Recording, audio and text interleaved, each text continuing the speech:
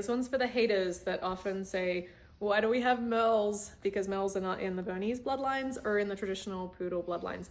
And it's true. Poodles didn't traditionally have it. Bernese are definitely tri-colored, like this little one. So where does the Merle come from, and why does it get such a reaction online?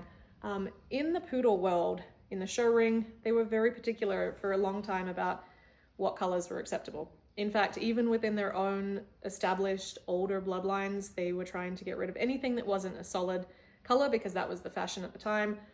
So for a long time, there was this kind of idea that even the white markings, even though those were in the older bloodlines, weren't correct in the show ring. And Merle was not a color that we had in traditional poodle bloodlines. Somewhere in the last decade or more, there has been an introduction of Merle into the bloodlines. And so we can now have dogs that do test out to be 100% genetically poodle, but they still do have this gene that's come in. And that usually comes in from a long time ago, an introduction of a Merle dog that did bring in that gene, but they've been bred back to so many different purebred bloodlines that they still will test out to be poodles. So having said that, yes, if you're in the show ring, a Merle is still not considered an AKC color.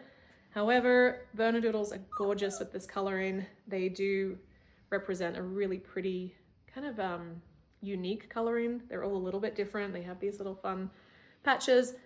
Genetically, we don't typically see anything except the poodle and the Bernese in that line. And so they're a really nice mix in. It gives this soft coloring that is unique to every single puppy that has it. It's where the gray turns into these black speckles. But yeah, it's a really fun little color. So yes, it's not exactly a historic color, but also if the haters really want to come for it, I'll also argue that red poodles are also not traditionally in the poodle bloodlines. Those were introduced somewhere in the last decade or so.